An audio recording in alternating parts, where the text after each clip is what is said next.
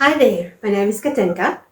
I'm the seamstress at the Cottage, and this is the UK edition of Friday Sews. Friday Sews is a hashtag that was started by Jen from Today in Jen's Sewing Room, and I love how it brought all the sewing community together and how we share what we've been making or just our life in general.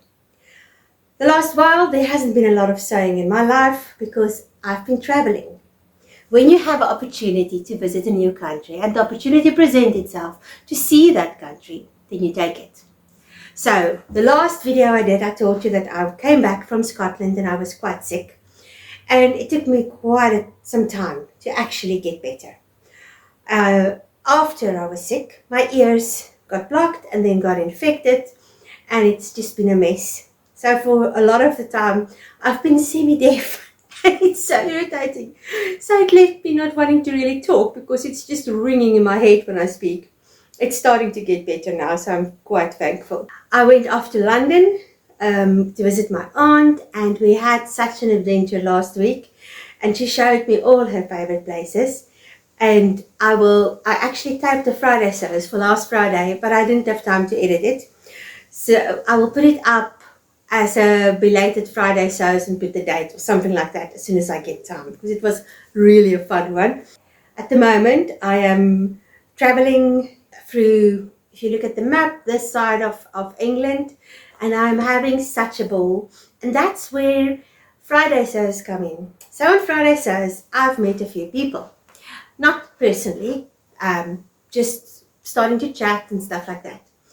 And so two of the people that I've been chatting to said, if you are in England, contact us. We would love to meet you.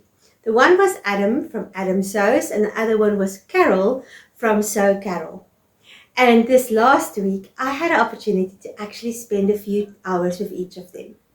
I met Adam in a city close to where he's living. I forgot the name. I think it's called Winchester or something like that. It was chaos. Apparently, there was a festival of some kind. I was stuck in traffic 400 meters away from where I was supposed to meet Adam for coffee. It was so frustrating. 45 minutes later, I finally was 2 cars further from where I was stuck, and there was a parking lot, so I turned into the parking lot and made a U-turn and went, and I found another space to park, and then ran down to meet Adam and Luna. Adam is such a talented person and just so fun to be around with. And Luna, she stole the show. I'm sorry, Adam, I like you, but Luna is the one that I will come back to. She is adorable. So I'll put in some photos of him and Luna, and it was just so nice to just get to meet him and chat about sewing and all the different things. The next day, I went off to meet Carol, and she showed me her little town and took me into the forests around her town. And we went off on an adventure, just walking through the forest. And she wanted to show me this rock that apparently has quite an interesting history, but it was too boggy to actually walk up to it. But it was just amazing to see her sewing room, to sew on her machines, and to see the view from when she ironed, what she looks out onto. It was amazing. I had such a good day with her. The next day, I went off to another little town because I have an Instagram account that I have had since, I think, 2014, and that one got hacked and stolen, so I lost it, and then I started a new one. So a lot of people have been following me for a very long time. And one of my passions is really to bring people together, and it's always been my passion. And so at one stage, I was stuck in a job that I didn't really like and didn't see an opportunity of ever traveling again. So a few friends chatted to me, and I'd made a petticoat and I sent her off into the world, and it would go to different people, and then they would embroider on it, and I sent a diary with it, and it's been on its journey since 2017. And so this one lady contacted me, Lisa from Vintage Darling, and she's got the petticoat at the moment. So how it worked is it would be people that they would so the original 12 ladies was people I knew, and I said to them, if you know of somebody that that you think will appreciate something like this, or who will love to embroider on it, or who wants to be part of the sisterhood of the traveling petticoat, then pass it on to them. So I've been watching Lisa on Instagram for quite some time, but I never really met her, and we follow each other, but she contacted me, and so we got together and we spent a few magical hours in a coffee shop in Marlborough, of all places, and just chatted away, and the time just flew by. I could have spent another 5 days with her and never stopped talking, because it was just like, it was almost like a soul sister. So anyway, that has been so nice. Now, one of the first ladies I sent Alice, so the petticoat went on a journey, and she landed with her, a sweet lady, and this lady named the petticoat Alice. So I'll put the link in the bottom for the hashtag, and you can follow along on Instagram and watch where Alice is, all her different journeys and adventures. And so I went to meet this lady, and she has MS, so it was so amazing. We were in her little bedroom, and the trees were outside, and it was like this world within a world, almost like when you step through the wardrobe into Narnia. It felt like that. And we sat on her bed, and it was like meeting a long lost sister. And so after that, I could see, we visited for about an hour, and then she started fading because she's really not well. And I said to her, you know what, I am going to leave you now and go and explore your town. So off I went, and there was a lace museum. And this this town has been making lace since the first time it came up in the census was in the 1700s. And it was this chapel with a painted ceiling. I'll put in a photo.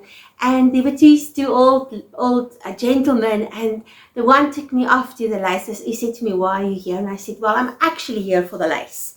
I know there's other things here, but I'm here for the lace. So he took me off. And there were these drawers that he would open up.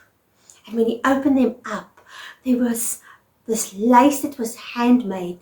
And to make a square like this, just of net, takes 8 hours. That's before they put the flowers on, or the butterflies, or I almost, as I'm talking to you, I feel like crying, because my one friend, sometimes she's got a lace cushion, and she makes lace, or she's tried to make lace through the years, and I've crocheted lace, and I've dabbled with making lace with pins. But to see the work and to see the workmanship, I felt like something in me was reignited again. Because to tell you the truth, I love traveling, and I love this opportunity that's been presented to me. But I have been feeling a little bit lost, because I felt like there's no real base. Yes, I'm at my sister's place, and there is a base there, and I'm so thankful. But I know I'm going to move on in the near future, and I didn't feel like I could actually just settle. And it was like this point of this handcrafted lace was a point of reminding me that as long as I have something that I can make with my hands, I'm actually home. That could be anywhere. As I'm sitting here, my knitting is over there. So this beautiful room is home. And this is something that I'm learning and relearning again, is that handwork, sewing, knitting, all of those, crocheting, all of those things, quilting, that is something that grounds you. I don't know if you feel like it, but for me, that's the thing that I always do. That's my happy place. That's my lifeline. And just seeing this was like I was grounded again. And that buzzy feeling of life is unpredictable and scary, it just disappeared. And so I'm feeling so blessed as I'm sitting here, just to be here and to sit in this amazing room and to be able to talk to you and knit, because this is home for tonight. This is home. And now I want to touch on this room. So my sister, what she did, I went to visit different people, and then I had friends that I could stay over with. And last night I spent time, and the night before I spent time with a lovely friend from South Africa. And we just had the most amazing walk on the beach and chatting and catching up. And so my sister had some free hotel nights and she booked me into this place. And I was supposed to have a single room. So I'm booking in, and I was early because it took a bit of time to get here. And I went to the reception, and there's this lovely South African girl. And we were chatting, and she's like, you know what? I'm going to see if I can give you an upgrade. And she went into the computer, typed in, and she said, you know, there's this room available. It's got a beautiful view over the garden, because I was in the basement originally. And it's got this beautiful wallpaper and a massive bath. And so I was upgraded to this amazing place. And I felt so blessed because I don't expect much, and I would have been happy to sleep in a hostel if I have to. But here I am, and I am so blessed. And so today, as I was walking through the city, there was this bookshop. And I went into it because it was so big. And as I'm walking, this lady came, and I felt like I would really like a coffee now. But I have a budget, and you have to put in petrol and all of the things. And so my budget it's generous, but it's quite tight. And I thought, I'm not going to waste money on a coffee.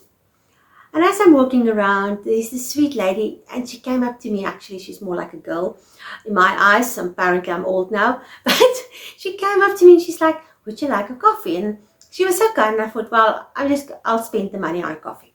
And so we were chatting, and I said to her, okay, where do I pay for the coffee? She's like, no, we give people coffee here. Would you like a coffee?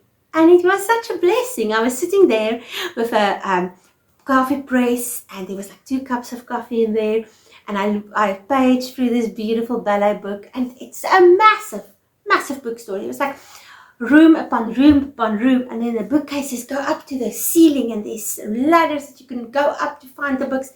It was unbelievable. It was like 2.5 stories high, and I was just so aware of the blessings that surround me, and how sometimes if you go out and your main purpose is just to experience, blessings will find you.